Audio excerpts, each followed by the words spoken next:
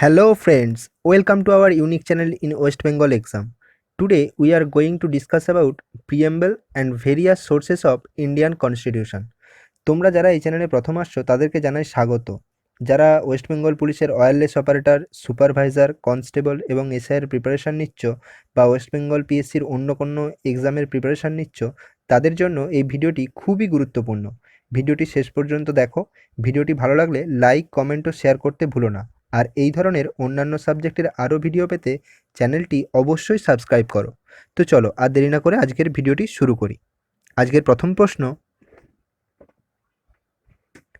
ভারতীয় সংবিধানের প্রস্তাবনার জনক কে? অপশান দেওয়া রয়েছে Sardar Vallabhbhai Patel, K M Munshi, B R Ambedkar নাকি জওহরলাল নেহেরু। সঠিক উত্তর হবে জওহরলাল নেহেরু। ভারতীয় সংবিধানে যে একটি প্রস্তাবনা বা মুখবন্ধ থাকা দরকার সে কথা প্রথম বলেন জওহরলাল নেহেরু। পরের প্রশ্ন, ভারতীয় সংবিধানের প্রস্তাবনার ধারণা কোন দেশ থেকে গৃহীত হয়েছে? অপশান দেওয়া রয়েছে কানাডা, ফ্রান্স, আমেরিকা নাকি জার্মানি। সঠিক উত্তর হবে আমেরিকা। আমেরিকার সংবিধানের যে বৈশিষ্ট্য যে সেখানে একটি প্রস্তাবনা রয়েছে সেই ধারণা থেকেই ভারতীয় সংবিধানে প্রস্তাবনার ধারণাটি এসেছিল। পরের প্রশ্ন,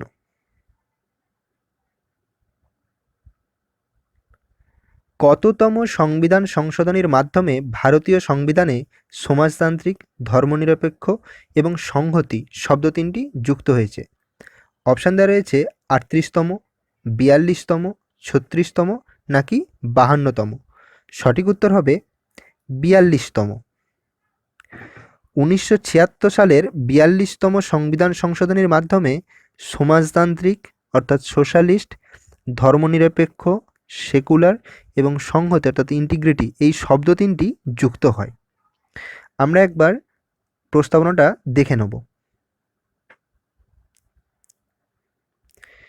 এই যে এখানে প্রস্তাবনাটি দেওয়া রয়েছে আমরা বিভিন্ন পাঠ্যপুস্তকের প্রথমেই দেখতে পাই যে একটি প্রস্তাবনা দেওয়া রয়েছে। এটি ভারতীয় সংবিধানের যে প্রস্তাবনা, we the people of India having solemnly resolved to constitute India into a sovereign socialist secular, এই সোশ্যালিস্ট, সেকুলার এবং ইন্টিগ্রিটি অর্থাৎ ধর্মনিরপেক্ষ, সমাজতান্ত্রিক এবং এই যে সংহতির কথা বলা আছে এই শব্দ তিনটি ৪২তম সংবিধান সংশোধনীর মাধ্যমে ভারতীয় সংবিধানের প্রস্তাবনাতে যুক্ত হয়। পরের প্রশ্ন,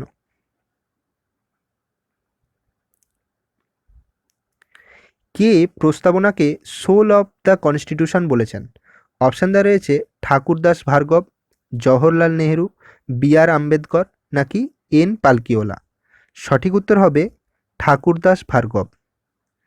উনি ভারতীয় সংবিধানের প্রস্তাবনাকে সোল অফ দ্য কনস্টিটিউশন বলেছেন। পরের প্রশ্ন, কে প্রস্তাবনাকে পলিটিক্যাল হরোস্কোপ বলেছেন?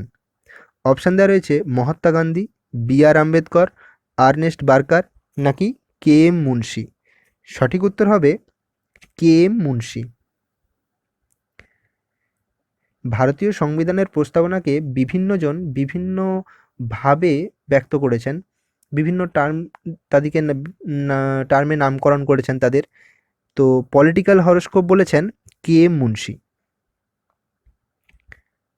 পরের প্রশ্ন, কে বলেছিলেন যে প্রস্তাবনা হলো সংবিধানে প্রবেশের চাবিকাঠি, কি টু দ্য কনস্টিটিউশন?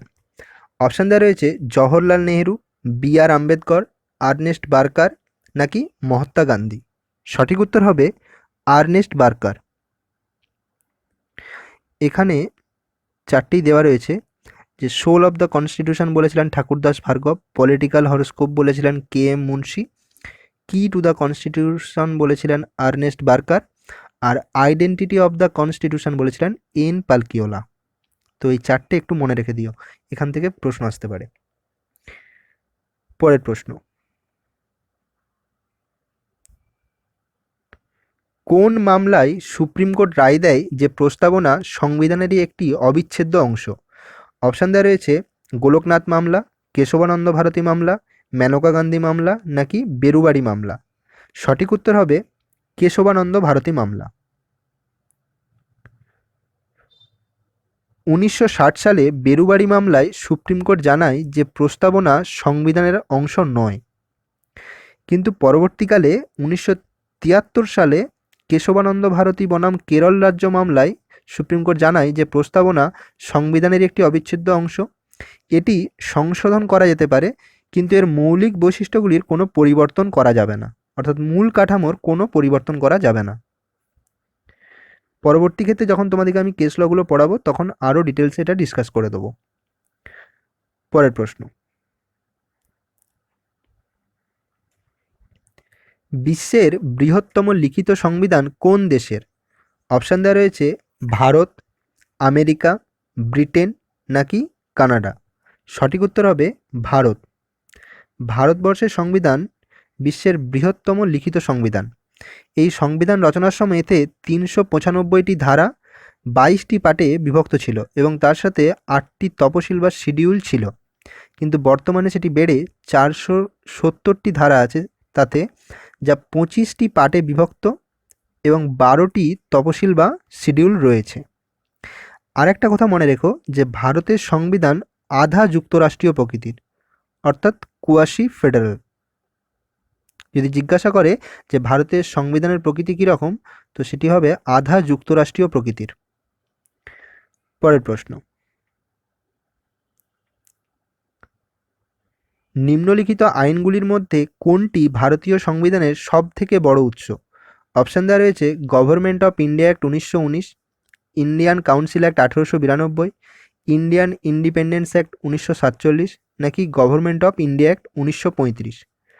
সঠিক উত্তর হবে গভর্নমেন্ট অফ ইন্ডিয়া অ্যাক্ট 1935।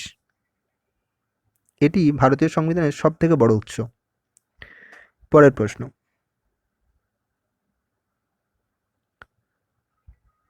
ভারতীয় সংবিধানে সংসদীয় শাসন ব্যবস্থার ধারণা কোন দেশ থেকে নেওয়া হয়েছে?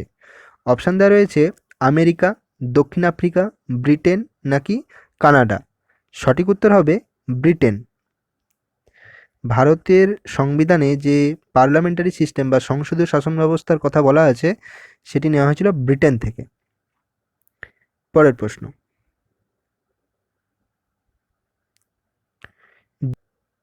যুক্তরাষ্ট্রীয় শাসন ব্যবস্থার ধারণা ভারতীয় সংবিধানে কোন দেশ থেকে নেওয়া হয়েছে? অপশান দেওয়া রয়েছে ফ্রান্স, কানাডা, সোভিয়েত রাশিয়া নাকি জার্মানি? সঠিক উত্তর হবে কানাডা।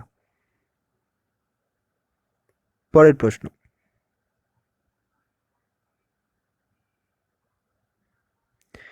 কোন দেশের রাষ্ট্রপতির ভারতের রাষ্ট্রপতির মতো একই রকম সাংবিধানিক অধিকার রয়েছে? অপশান দেওয়া রয়েছে আমেরিকা, ব্রিটেন, কানাডা নাকি জাপান? সঠিক উত্তর হবে আমেরিকা। আমেরিকার রাষ্ট্রপতির ভারতের রাষ্ট্রপতির মতো একই রকম সাংবিধানিক অধিকার রয়েছে। পরের প্রশ্ন, নিম্নলিখিত কোনটি ভারতীয় সংবিধানের মৌলিক বৈশিষ্ট্য নয়? অপশান দেওয়া রয়েছে রাষ্ট্রপতি পরিচালিত সরকার, সংসদীয় সরকার, যুক্তরাষ্ট্রীয় সরকার নাকি বিচার বিভাগের স্বাধীনতা? সঠিক উত্তর হবে বিচার বিভাগের স্বাধীনতা। বিচার বিভাগের স্বাধীনতার কথা সংবিধানে বলা থাকলেও সেটি মৌলিক বৈশিষ্ট্য নয়, কিন্তু এই বাকি তিনটি ভারতীয় সংবিধানের মৌলিক বৈশিষ্ট্য। পরের প্রশ্ন,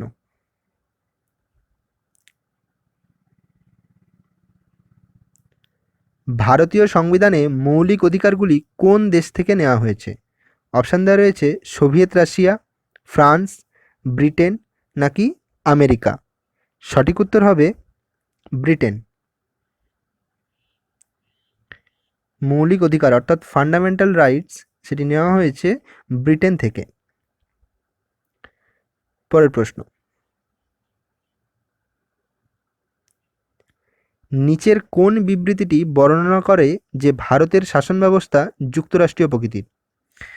অপশান দেওয়া রয়েছে সুপরিবর্তনীয় ও দুষ্পরিবর্তনীয় সংবিধান, কেন্দ্র ও রাজ্যের মধ্যে ক্ষমতার বন্টন, বিচার বিভাগীয় স্বাধীনতা নাকি রাষ্ট্র পরিচালনার জন্য নির্দেশমূলক নীতি?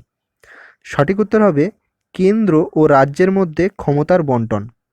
এই কথাটি প্রমাণ করে যে ভারতের শাসন ব্যবস্থা যুক্তরাষ্ট্রীয় প্রকৃতির, অর্থাৎ কেন্দ্রের হাতেও ক্ষমতা আছে, আবার রাজ্যের হাতেও ক্ষমতা রয়েছে। তো দুটিই বিদ্যমান ভারতীয় সংবিধানে। এই কারণে ভারতীয় সংবিধানের যে শাসন ব্যবস্থা সেটি যুক্তরাষ্ট্রীয় প্রকৃতির। পরের প্রশ্ন,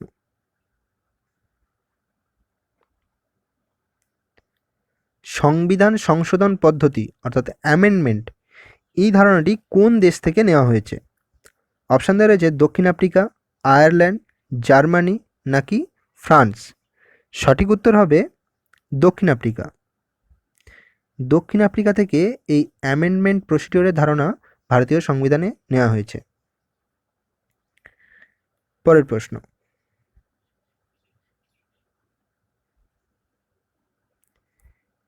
নিচের কোন বৈশিষ্ট্যটি আমেরিকা থেকে নেওয়া হয়েছে? অপশান দেওয়া রয়েছে দ্বিকক্ষ বিশিষ্ট আইনসভা, রাজ্যপালের নিযুক্তি, রাষ্ট্রপতি নির্বাচন নাকি স্বাধীন বিচার ব্যবস্থা। সঠিক উত্তর হবে স্বাধীন বিচার ব্যবস্থা। ভারতীয় সংবিধানে যে বিচার বিভাগীয় স্বাধীনতার কথা বলা রয়েছে সেটি আমেরিকা থেকে নেওয়া হয়েছিল। পরের প্রশ্ন,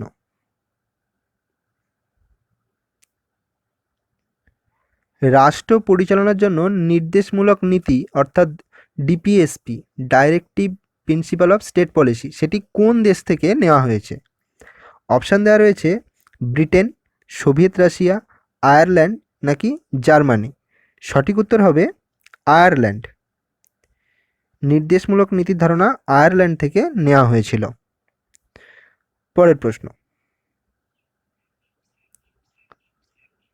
রাষ্ট্রপতি দ্বারা রাজ্যসভার সদস্যদের মনোনয়নের ধারণা কোন দেশ থেকে নেওয়া হয়েছে? অপশান দেওয়া রয়েছে ফ্রান্স, আয়ারল্যান্ড, দক্ষিণ আফ্রিকা নাকি আমেরিকা। সঠিক উত্তর হবে আয়ারল্যান্ড। আমাদের যে পার্লামেন্টের রাজ্যসভা এবং লোকসভা রয়েছে, তো সেই রাজ্যসভার যারা সদস্য হন তাদেরকে রাষ্ট্রপতি মনোনীত করেন। তো এর যে ধারণা সেটি নেওয়া হয়েছিল আয়ারল্যান্ড থেকে। পরের প্রশ্ন, সংবিধানের মৌলিক কর্তব্যের ধারণা কোন দেশ থেকে নেওয়া হয়েছে? অপশান দেওয়া রয়েছে সোভিয়েত রাশিয়া, ব্রিটেন, জার্মানি নাকি ফ্রান্স। সঠিক উত্তর হবে সোভিয়েত রাশিয়া। মৌলিক কর্তব্য অর্থাৎ ফান্ডামেন্টাল ডিউটিস, যে ফান্ডামেন্টাল ডিউটিসগুলি ভারতীয় সংবিধানে বর্ণনা করা রয়েছে সেগুলি নেওয়া হয়েছিল সোভিয়েত রাশিয়া থেকে। পরের প্রশ্ন, এক নাগরিকত্বের যে বিধান ভারতীয় সংবিধানে রয়েছে তা কোন দেশ থেকে নেওয়া হয়েছে? অপশান দেওয়া রয়েছে কানাডা, অস্ট্রেলিয়া, জাপান নাকি ব্রিটেন। সঠিক উত্তর হবে ব্রিটেন। এক নাগরিকত্ব অর্থাৎ সিঙ্গেল সিটিজেনশিপের যে কথা ভারতীয় সংবিধানে বলা রয়েছে সেটি ব্রিটেন থেকে নেওয়া হয়েছিল। পরের প্রশ্ন, সুপ্রিম কোর্ট ও হাইকোর্টের বিচারপতিদের অপসারণ পদ্ধতির ধারণা কোন দেশ থেকে নেওয়া হয়েছে?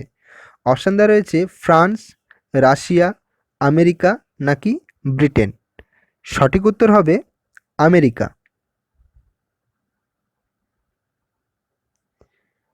Removal of high court and supreme court জাজেস, অর্থাৎ সুপ্রিম কোর্ট এবং হাইকোর্টের যে বিচারপতিরা থাকেন তাদেরকে কিভাবে অপসারণ করা যেতে পারে, তো তার ধারণা নেওয়া হয়েছিল আমেরিকা থেকে। পরের প্রশ্ন,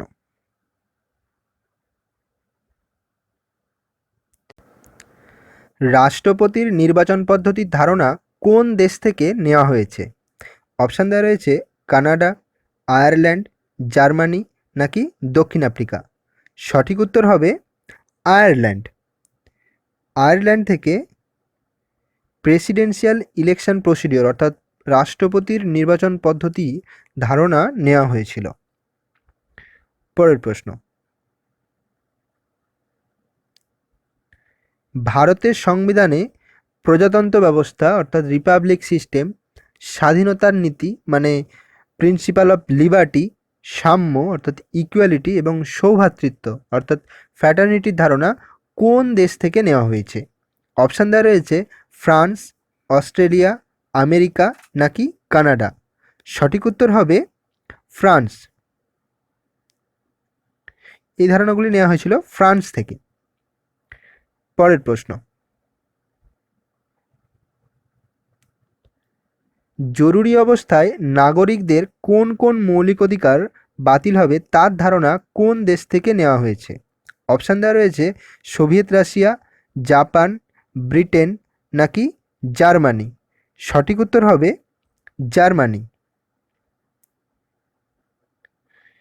জরুরি অবস্থা অর্থাৎ ন্যাশনাল এমার্জেন্সি কথা যে বলা রয়েছে ভারতের সংবিধানে, তো ন্যাশনাল এমার্জেন্সি যখন চলে তখন আমাদের যে মৌলিক অধিকারগুলি দেওয়া রয়েছে সংবিধানে, তো তার কিছু কিছু বাতিল হয়ে যায়, আমরা সব অধিকারগুলি তখন পাই না।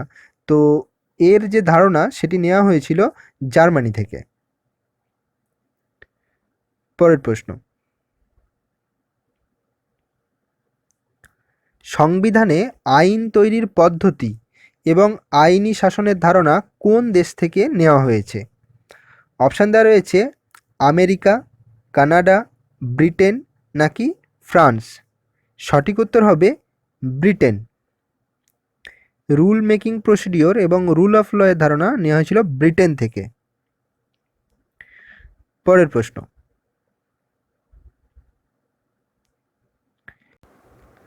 রাজ্যপাল এবং জরুরি অবস্থার যে বিধান সংবিধানে দেওয়া রয়েছে তা কোথা থেকে নেওয়া হয়েছে? অপশান দেওয়া রয়েছে 1947 Indian independence act, 1935 government of India act, Britain নাকি সোভিয়েত রাশিয়া থেকে। সঠিক উত্তর হবে 1935 গভর্নমেন্ট অফ ইন্ডিয়া অ্যাক্ট থেকে নেওয়া হয়েছে। রাজ্যপাল অর্থাৎ অফিস অফ গভর্নর এবং এমার্জেন্সি, যে তিন ধরনের এমার্জেন্সির কথা বলা রয়েছে, ন্যাশনাল এমার্জেন্সি, স্টেট এমার্জেন্সি এবং ফিনান্সিয়াল এমার্জেন্সি, তো তার ধারণা নেওয়া হয়েছিল 1935 গভর্নমেন্ট অফ ইন্ডিয়া অ্যাক্ট থেকে। তোমাদেরকে একটা ছকের মধ্যে এইগুলো দেওয়া রয়েছে যে ভারতের সংবিধানের কোন অংশটা কোথা থেকে নেওয়া হয়েছে বা কোন দেশ থেকে নেওয়া হয়েছে তা এখানে ছকের আকারে দেওয়া রয়েছে। তোমরা এই ছকটা খুব ভালোভাবে দেখে নিও এবং মনে রেখে দিও, তাহলে তোমাদের এই পোর্শন থেকে যেই প্রশ্নই আসুক না কেন পরীক্ষাতে তোমাদের উত্তর করতে আর কোনো সমস্যা হবে না। তো এই ছকটা একটু দেখে নিও।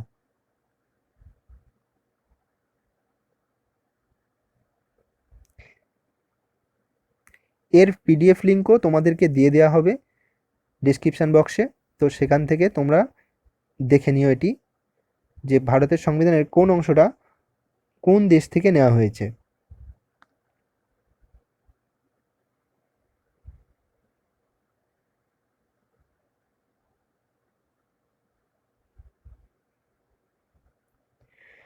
তো আজকের মতো প্রশ্নোত্তর পর্ব এখানেই শেষ করছি। আশা করছি তোমাদেরকে যে প্রশ্নোত্তর করানো হয়েছে এর বাইরে তোমাদের পরীক্ষাতে প্রশ্ন আসবে না। তো তোমরা এই ছকটা ভালোভাবে দেখে নিও, তাহলে তোমাদের আর এখান থেকে কোনো প্রশ্নই আটকাবে না।